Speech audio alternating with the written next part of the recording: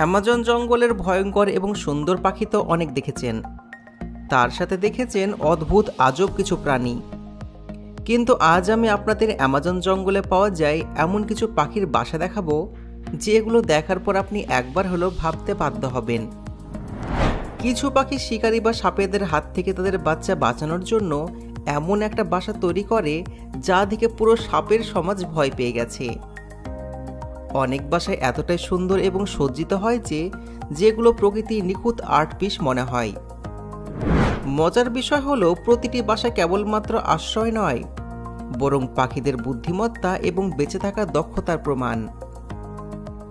তো চলুন অ্যামাজন জঙ্গলে পাওয়া যায় এমন কিছু পাখির অদ্ভুত বাসা দেখে আসি।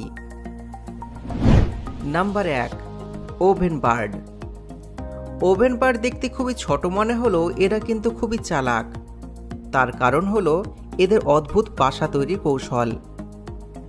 দক্ষিণ আমেরিকায় এদের প্রায় 8টি প্রজাতি পাওয়া যায় এবং প্রতিটি নিজেদের বুদ্ধিমত্তা দিয়ে বাসা তৈরি করে।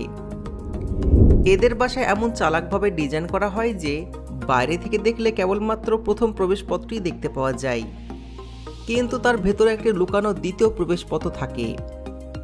যদি কোনো শিকারী প্রথম প্রবেশপথ দিয়ে ভেতরে আসে, তবে সে খাবার বা ডিম পাবে না।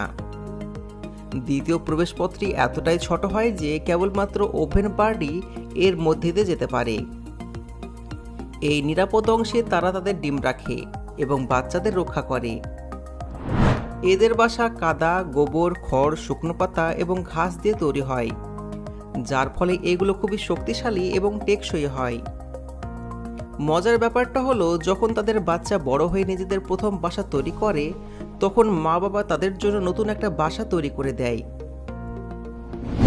বেশিরভাগ ওভেন বার্ড তাদের বাসা গাছে তৈরি করে, কিন্তু কিছু প্রজাতি মাটিতেও বাসা তৈরি করে।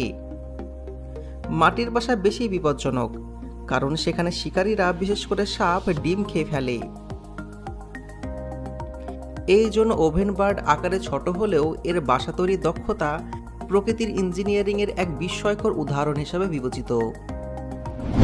Weaver ants. উইভার অ্যান্টস আফ্রিকার কিছু অংশে, দক্ষিণ এশিয়া এবং উত্তর অস্ট্রেলিয়াতে পাওয়া যায়। এরা গাছে বসবাসকারী পিঁপড়া। এদের বাসা তৈরি প্রক্রিয়া সত্যি আশ্চর্যকর। প্রথমে উইভার অ্যান্ট কোনো একটি পাতা পরীক্ষা করে দেখে যে সেটি নরম নাকি শক্ত। যদি পাতাটি ভালো মনে হয় তাহলে অন্য পিঁপড়ারা এসে তা টানতে শুরু করে। যখন একটি পাতা অন্যটির কাছাকাছি চলে আসে, তখন তারা তাদের লালা গ্লু গানের মতন ব্যবহার